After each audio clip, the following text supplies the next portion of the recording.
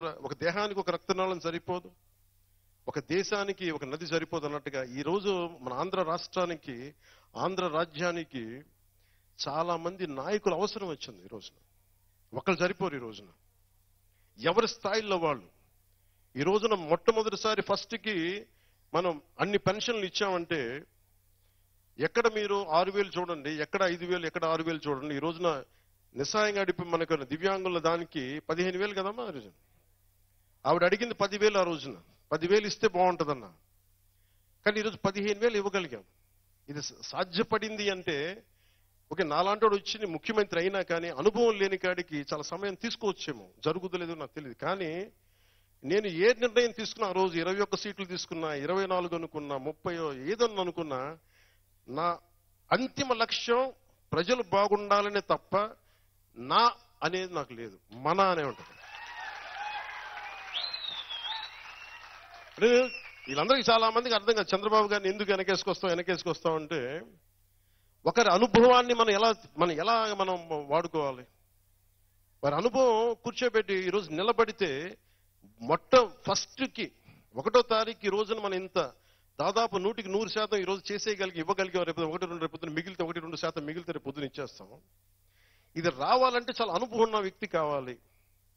నేను ఈ రోజున మనం నిలబడింది 21 ఎంపీలు గెలిచారు ఆయన మనకి ఉమ్మడి కూటమిలో, మన కూటమిలో. అదే 21 మంది ఎంపీలు బలం పార్లమెంటులో ఒకసారి చాలా దద్దరిల్లిపోయింది. ఆ బలం మీరు ఊహించండి. ఎన్డీఏ కూటమికి ఆంధ్రప్రదేశ్ వెన్నుదన్న అయిపోయింది. అంటే అంత గొప్ప విజయం అందించింది మన ఆంధ్ర రాష్ట్రం. అది మీ దీవెన, మీ చలువ, మీ ఆశీస్సులు.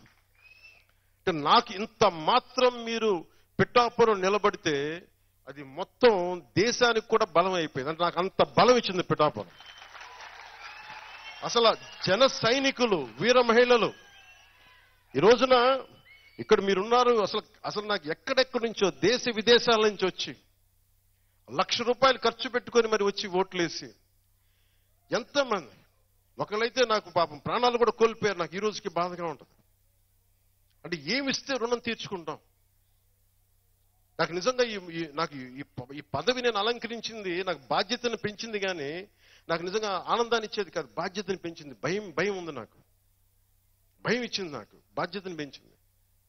సో నేను కోరుకునేది కూడా ప్రతిసారి ఇంత ఇచ్చిన బాధ్యత నా భుజస్కంధాల మీద పెట్టిన ఈ బాధ్యతను ఎలా నేను ముందుకు తీసుకెళ్ళాలి. భగవంతుడిని, పురోహితిగా అమ్మవారిని కూడా అదే వేడుకున్న తల్లి నాకు ఆ శక్తినివ్వు, నాకు జనానికి, ప్రజలకు సేవ చేసే శక్తినివ్వు, నాకు సరైన మనస్సునివ్వు. రోజు ఒక నిర్ణయాలు తీసుకోవాలి. ఆ నిర్ణయాల్లో ఒక సరైన మనసు వచ్చేలాగా నాకు ఆ శక్తినివ్వు తల్లి. ఇదే నేను కోరుకుంటా ఉన్నా. సో నేను ఏమి చేసినా మీరందరూ బాగుండాలని చేస్తాను.